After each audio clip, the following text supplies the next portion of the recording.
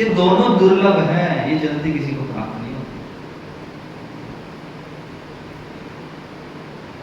आप यदि जन्म से बच्चों को संस्कार दो, तो अगर आप पे विशेष कृपा है भगवान की, तो आगे चलकर आपकी संतान अच्छी निकल जाए, आपकी सेवा करे। थोड़ा प्रयास करो, मेहनत करो, तो क्या पता आगे जाके आपकी मेहनत सफल हो, आपको खूब धन कमाने का आपको अवसर मिले, खूब आपके पास पैसा हो। थोड़ा और प्रयास करो, आप थोड़ी प्रॉपर्टी भी बना लोगे। और यदि प्रॉपर्टी आ जाए, पैसा आ जाए, आपका सुंदर शरीर हो, तो स्वाभाविक सी बात है, विवाह तो हो ही जाता है आज के समय में। विवाह के लिए देखते हैं आज के समय में, लड़का अच्छा है, भले काला है, पर उसके पास पैसा होना चाहिए।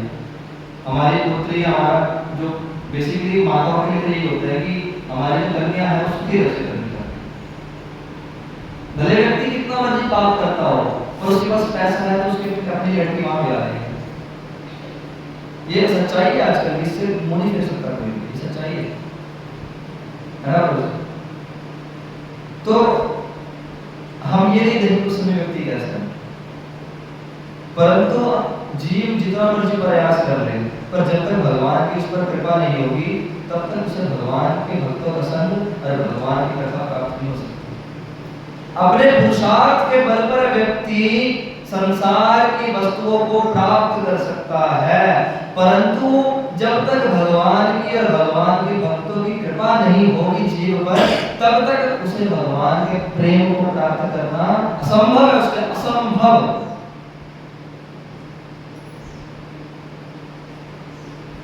जब भगवान किसी जीव पर दृष्टि डालते हैं, हम लोग मंदिर जाते हैं, सोचते हैं कि हम भगवान के दर्शन कर आएंगे, भगवान के दर्शन कर आएंगे, पर आप भगवान के दर्शन करो, उससे लाभ नहीं है। आप भगवान के दर्शन करो, उससे लाभ नहीं है। हाँ, भगवान के दर्शन करने से पाप कट जाते हैं, भगवान के दर्शन करने से मति शुद्ध होती है, ये लाभ है।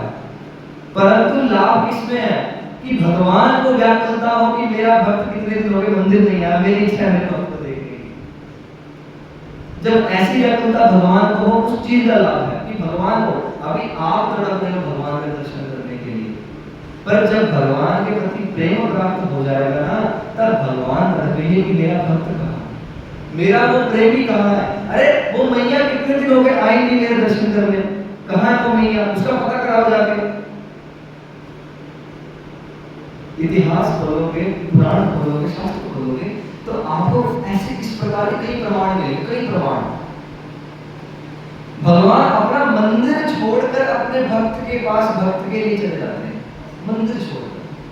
और हम लोग क्या करते हैं, वीआईपी के दर्शन करते हैं, पहले भगवान को देख लें, एक बार भगवान को देख लें। बिहारी जी के मंदिर जाओगे ना वृंदावन में, वहाँ वीआईपी का सिस्टम है, पैसे दो और बिहारी जी आगे दर्शन करके आओ, बिल्कुल आगे से, चौखट के पास से। पर उसका लाभ नहीं है इसी प्रकार का। क्या फायदा, आप वृंदावन गए, जिस जीव पर कृपा होती है वो वृंदावन जाता है, आप समझ लीजिए। पता नहीं कितने जन्म आपने पुण्य एकत्रित किए होंगे, पता नहीं कितने जन्म, तब जाकर आप पर भगवान की ऐसी विशिष्ट कृपा हुई है ताकि कि आप भगवान के घर जा सको।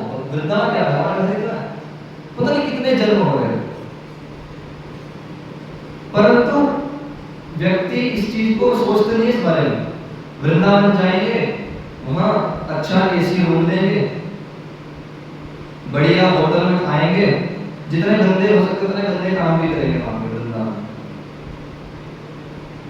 और बिहारी जी का दर्शन करेंगे, भीड़ में भीड़ बहुत होती है बिहारी जी दर्शन करने के लिए, और दर्शन करेंगे, पैसे देंगे, दर्शन कर आएंगे।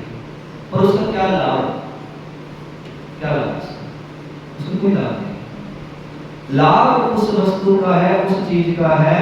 अरे हमारे वृंदावन में ना ऐसे ऐसे उदाहरण है कि कुछ भक्त ऐसे हैं कि जो बिहारी जी के मंदिर में आज तक नहीं गए, बिहारी जी के मंदिर में आज तक नहीं गए, बाहर से दर्शन करते हैं बिहारी जी के और चले जाते हैं, और भगवान उनके साथ आके खेलते हैं, भगवान उनके साथ आके खेलते हैं। ऐसे ऐसे उदाहरण हैं, पर बस व्यक्ति कलयुग के प्रभाव के कारण इसको समझ नहीं पाता। तो जो भगवान की कथा है वो क्या करती है, जैसे ही कथा इन श्रवणकूट, इन्हें बोलते श्रवणकूट, भागवतम में भागवत जी में इन्हें पुट कहा गया, श्रवण पुट। श्रवण मतलब सुनना और पुट मतलब दोना। दोना, दोने में हम प्रसाद डालते हैं, प्रसाद खाते हैं, उसे पान करते हैं उसका, तो इसी प्रकार से दोने हैं। इसमें हम भगवान की कथा और प्रसाद डालते हैं। ये कथा यहाँ से प्रवेश करती है और यहाँ से वहां जाती है सीधा हृदय में, और हृदय में क्या करती है? चेतो दर्पण मार्जनम। चेतो दर्पण मार्जनम मतलब चित्त रूपी दर्पण का मार्जन करती है। हमारा जो चित्त है, हमारा जो मन है, वह शीशे की तरह बिल्कुल साफ, बिल्कुल साफ। मान लीजिए इस बात को, आप में किसी प्रकार का दोष नहीं है, आप मान लीजिए इस बात को, परंतु जन्म मृत्यु के चक्कर काटते काटते काटते काटते ऐसी प्रैक्टिस हो चुकी है हमें कि हम पाप कर रहे हैं। ऐसी प्रैक्टिस। जीव तो भगवान का अंश है। जीव क्या है? भगवान का अंश है। हम किसके अंश हैं? भगवान के। तो जो भगवान में गुण होंगे वही गुण हमारे में होंगे। उदाहरण से समझाया जाए, इतना बड़ा टुकड़ा आपके पास सोने का, इतना बड़ा टुकड़ा, उसके छोटे छोटे टुकड़े कर दो, छोटे छोटे टुकड़े। अब जो बड़ा टुकड़ा था और जो छोटे टुकड़े हैं, क्या उनमें कोई भेद है? फर्क केवल आकार का है, साइज का है, बट उसके अलावा कोई भेद है उनमें? उसमें भी वही गुण होंगे जो बड़े टुकड़े हैं। वो भी उसी प्रकार से पिघलेगा जैसे बड़ा टुकड़ा पिघल रहा है, वो उसी प्रकार से चमकेगा जिस प्रकार से बड़ा टुकड़ा चमक रहा है, वही उसी प्रकार से गर्म होगा जिस प्रकार से बड़ा टुकड़ा गर्म होगा। तो फर्क क्या रह गया? उसी प्रकार से जो जीव है, जो जीव है वो किसका अंश है? भगवान का। हम भगवान के अंश हैं, ये बात हम जान लेते हैं, ठीक है। तो यदि हम कहते हैं कि भगवान शुद्ध है, भगवान किसी प्रकार का पाप नहीं करते, भगवान सर्वव्यापी है, भगवान सर्वोत्तम है, तो क्या जीव सर्वोत्तम नहीं होगा? क्योंकि वो भी तो भगवान का। आत्मा किसका अंश है? भगवान का। भगवान से तो आत्मा प्रकट हुई है। भगवान गीता में कहते हैं, मत परित्रणान्यम किंचित हस्ति धनंजय मयि सहमिदं प्रोत्रम सूत्रं गणाधिवास्य, कि हे अर्जुन, सृष्टि के प्रत्येक कण कण में मैं ही परमात्मा के रूप में निवास करता हूं। तो हमारे भीतर भी कौन है? भगवान कृष्ण है। तो यदि हमारे भीतर कृष्ण है तो तब भी हम जानबूझ के पाप क्यों करते हैं? तब भी हमसे पाप क्यों बनता है? तब भी हमसे अपराध क्यों बनता है? तब भी हमारा प्रेम भगवान के प्रति जागृत क्यों नहीं हो रहा? इसका कारण क्या है? इसका कारण है कि इतने वर्ष हो गए, इतने युग बीत गए, पता नहीं कितने कल्प बीत गए, कितनी बार हमने जन्म लिया, कितनी बार हमारी मृत्यु हुई, और इस जन्म मृत्यु के चक्र के कारण हमारा ऐसा क्या बन गया? अभ्यास बन गया। अभ्यास, प्रैक्टिस। प्रैक्टिस हो जाती है ना, जैसे कि बचपन से हम कुछ प्रैक्टिस करते हैं तो आगे जा जाके हम और वो काम पे ध्यान भी ना देना तो काम होता रहता है, वो काम होता रहता है। जैसे कि हम उदाहरण से समझाऊं तो मैट निकालती माता है, मैट निकालती है। अब उनकी ऐसी प्रैक्टिस बन चुकी है कि अगर वो बात भी कर रही होंगी ना माताएं, तब भी वो चलती रहेगी उनका हाथ, तब भी उनका हाथ ऐसे चलता रहेगा। माताएं रोटी बनाती हैं, उनका भय ध्यान रोटी में ना, तभी वो ऐसे करके तवे पे डाल के सेकती रहेगी, उनका भय ध्यान में ना। किसके कारण हुआ है? प्रैक्टिस के कारण। तो जन्म मृत्यु का इस संसार रूपी, इस भवसागर रूपी इस का चक्कर काटते काटते काटते काटते हम बार बार, हमारा जन्म हुआ, बार बार हमारी मृत्यु हुई, फिर हम जन्म हुआ, फिर मृत्यु हुई, और हमने वही कार्य जो जन्म के समय किया था, मृत्यु के बाद फिर जन्म हुआ, फिर वही कार्य करे, फिर जन्म हुआ, फिर वही कार्य करे, फिर जन्म हुआ, फिर वही कार्य करे। वही कार्य बार बार बार बार बार बार बार बार कर रहे हैं, बार बार वही कार्य कर रहे हैं। तो अब हमारे स्वभाव में वो बात क्या चुकी है? बैठ चुकी है। हम बार बार वो पाप कर रहे हैं क्योंकि हमें प्रैक्टिस हो चुकी है इस पाप को करने की। पता नहीं कितने युग बीत गए, हम गाली देते आ रहे हैं, अंदर बैठ के हम गाली देंगे, परंतु इस चीज को छोड़ा जा सकता है, ये भी संभव है। किस प्रकार से? मैंने कहा ना कि चित्र रूपी दर्पण का मार्जन करती है भगवान की कथा।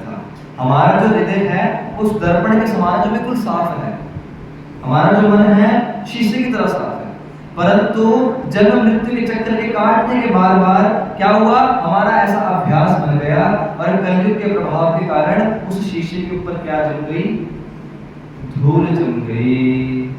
और जीव क्या करता है, उस शीशे को जब देखता है तो उसको अपना असली जो चेहरा है वो नहीं दिखता, असली जो रूप है वो नहीं दिखता, उसमें उसको धुंधला धुंधला दिखता है वो धूल के कारण। और भगवान की कथा क्या करती है, जब भगवान की कथा इन कालों से अंदर प्रवेश करती है हृदय में, तो क्या करती है, उस शीशे के ऊपर से झाड़ू की तरह धूल को साफ कर देती है, धूल को साफ कर देती है। और जब धूल साफ होती है तो उसके बाद क्या होता है, वस्तु चमक जाती है। तो जब हम हरि कथा श्रवण करेंगे, भगवान की कथा श्रवण करेंगे, तो एक दिन क्या होगा, हमारा जो चित्र है वो साफ हो जाएगा और हमारा हमें जो वास्तविक जो स्वरूप हमारा स्वरूप क्या है, जीवे का स्वरूप होए नित्य कृष्ण दास। एक जीव का स्वरूप क्या है कि वो भगवान का दास है।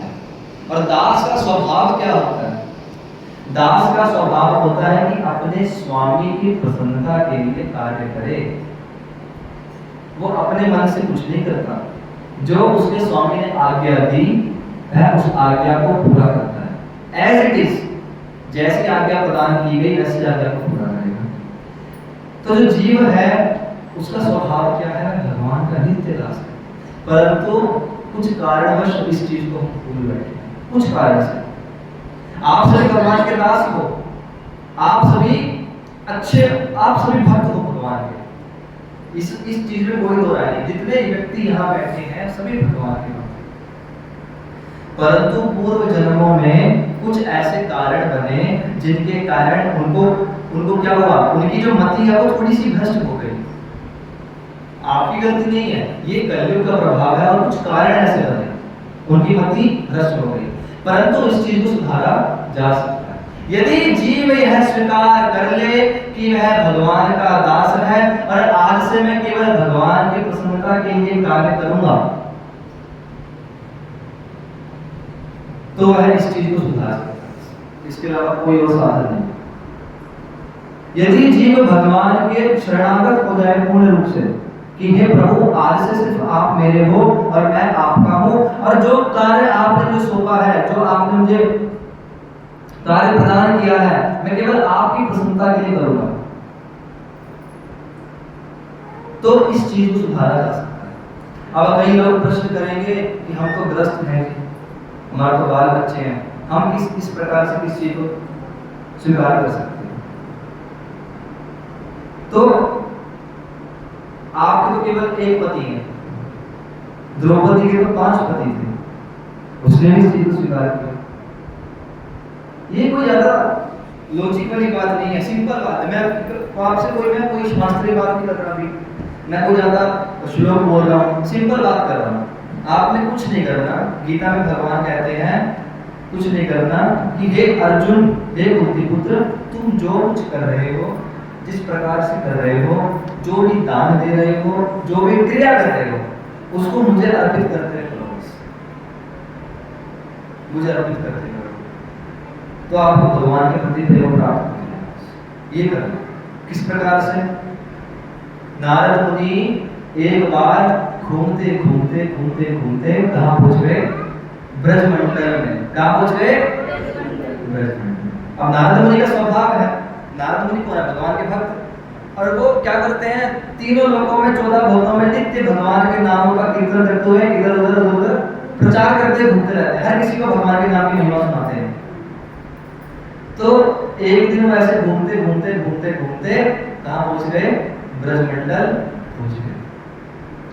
ब्रजमंडल में उन्होंने क्या देखा, एक गोपी अपने आंगन में झाड़ू मार रही है। क्या मार रही है, झाड़ू। उस गोपी ने क्या किया, ऐसे झाड़ू मारा, ऐसे इकट्ठा किया और नीचे फेंक दिया, बोलते हैं कृष्णे समर्पयामि। जो कूड़ा था उठाया, क्या कह दिया, कृष्णे समर्पयामि, हे कृष्ण तुम्हें समर्पित। नारद मुनि को बड़ा चौंका, ये क्या, कूड़ा कौन देता है भगवान, चलो फल देते, फूल देते, जल देते। भगवान गीता में कहते हैं पत्र पुष्पम फलम तोयम यो में भक्ता प्रणश्यति तदा भक्ति उभयतम अश्नानि पदार्थाः। भगवान गीता में कह रहे हैं कि यदि कोई मुझे प्रेम से पत्र पुष्प फल और जल अर्पित करता है तो मैं स्वीकार कर लेता हूँ और उसको अपनी भक्ति प्रदान कर देता हूँ, यदि कोई प्रेम से मुझे प्रदान करे। तो जो चलो पत्र देती समझ आता, पुष्प देती समझ आता, फल देती समझ आता, जल ये कूड़ा क्यों दिया? वो भी कूड़ा ऐसा वैसा कूड़ा नहीं, गोबर, धूल, मिट्टी, उसके छोटे छोटे बच्चे थे, उनके डायपर भी थे उसमें मिक्स, सब कुछ उसमें मिक्स था, सब भगवान को समर्पित, कृष्ण जी समर्पित है। ये क्या किया उसने? तो गोपी बोली, ब्रजभाषा में बोली, गोपी तो हमें तो ब्रजभाषा आती नहीं, तो गोपी बोली कि वाह नंद के छोरे को पूरा घर दे दिया, तन दे दिया, मन दे दिया, पुत्र दे दिया, अब जो कूड़ा है वो भी रख लेगा वही, सब तो उसी को दे दिया, अभी कूड़ा क्यों दूसरे? सब तो जब उसी को दे दिया तो कूड़ा भी क्यों बचे? ये भी उसी को जाए। जब अपना तन उसे दे दिया, जब अपना मन उसे दे दिया, जब अपना घर उसे दे दिया, अपनी सारी क्रिया उसे दे दी, जो कार्य कर रही हूँ उसके लिए कर रही हूँ, उसकी प्रसन्नता के लिए कर रही हूँ, तो कूड़ा भी क्यों ना उसको दूं? ये भी कोई रखे। तो ये भाव होना चाहिए। अभी इसका मतलब ये नहीं कि आप कूड़ा उठा और भगवान चढ़ा दो, इसका मतलब ये नहीं है, ये केवल उदाहरण के लिए था। तो कहने का भाव ये है कि कुछ भी कार्य करो आप किसकी प्रसन्नता के लिए करो? भगवान। इससे क्या होगा? आपकी जो चेतना है वो शुद्ध होगी। क्या होगी? चेतना शुद्ध होगी, इससे और कुछ नहीं। और जैसे चेतना शुद्ध होगी आपका हृदय क्या होगा? स्वच्छ होगा, साफ होगा, और आपके हृदय में स्वाभाविक भगवान के प्रति प्रेम जागृत। आप पाप भी कर रहे हो तो पाप भी भगवान को समर्पित करते हुए करो। यदि आप पाप भी करने जा रहे हो तो पाप भी भगवान को समर्पित करते हुए करो। भगवान आपको उसमें भी उद्धार कर देंगे, उसमें भी उद्धार करेंगे। भगवान गीता में बोलते हैं कि हे अर्जुन, पाप और पुण्यों का जो कर्म फल है ना वो तुम मुझे समर्पित करो, मैं तुम्हें जन्म मृत्यु के चक्कर से बाहर निकालूं। इस जन्म मृत्यु के चक्कर का कारण क्या है? समझिए, हम सब लोग क्या चाहते हैं? आप सब लोग क्या चाहते हो इस जीवन में? सुख, आनंद। सब व्यक्ति चाहता है जीवन में आनंद। हर व्यक्ति इस जीवन में आनंद की खोज में। अब वो व्यक्ति भले इस आनंद को पैसे से ढूंढे, भले वो व्यक्ति इस आनंद को स्त्री के प्रति ढूंढे, अच्छी पत्नी हो उससे मुझे सुख मिलेगा, भले कोई वो व्यक्ति उस आनंद को संतान के प्रति ढूंढे, भले कोई व्यक्ति, अब हर व्यक्ति, अब जो दारू पीने वाला है ना, सुनिए इधर देखिए, सुनिए, जो दारू पीने वाला है ना उसको भी आनंद आ रहा है, दारू में आनंद आ रहा है, ठीक है। अब जो मांस खाने वाला है उसको मांस खाने में आनंद आ रहा है, उसको हर प्रकार से आनंद आ रहा है, हर प्रकार से आनंद। परंतु ये जो आनंद है ये क्षणिक है, क्षणिक को समझते हो?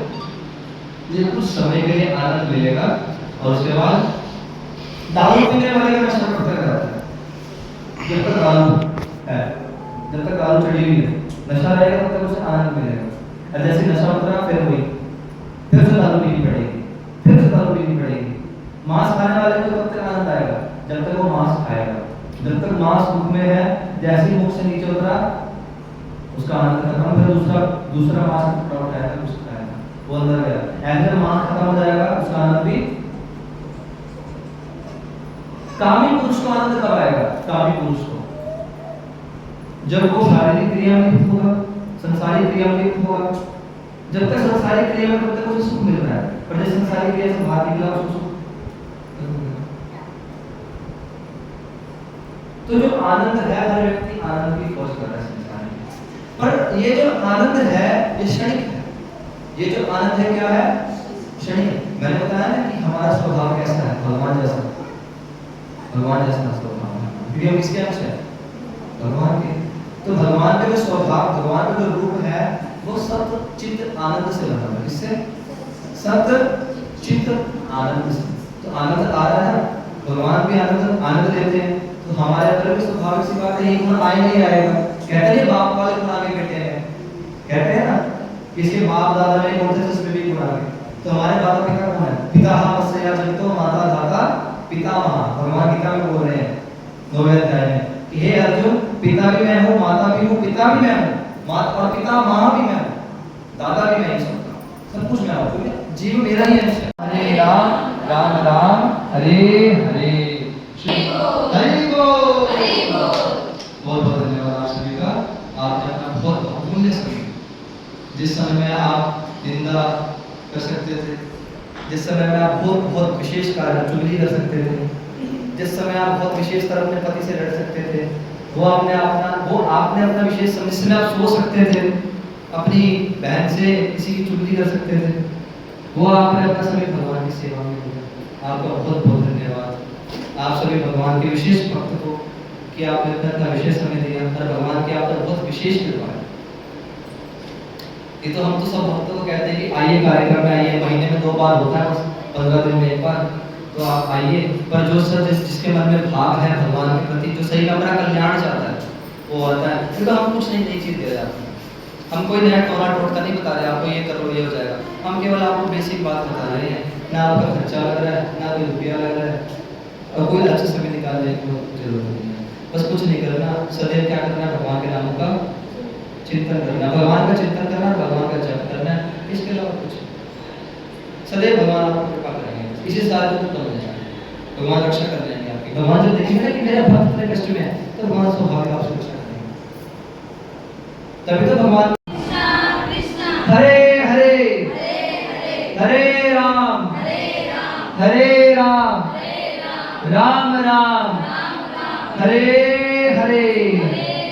श्री प्रभुपाद के, टोकेश्वर महादेव की, भोले बाबा की कृपा से हमारा सभी कार्यक्रम है।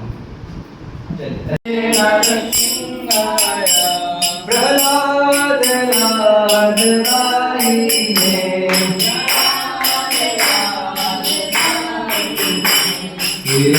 हिरण्याकाशी को दक्षिणा,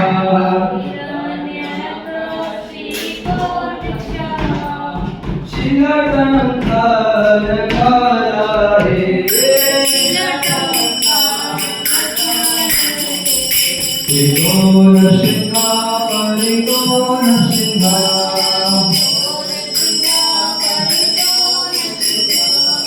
यतो यतो यामि ततो नृसिंहा,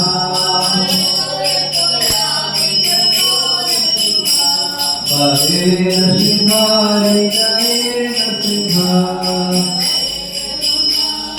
नरसिंहादि चरणं तपदे,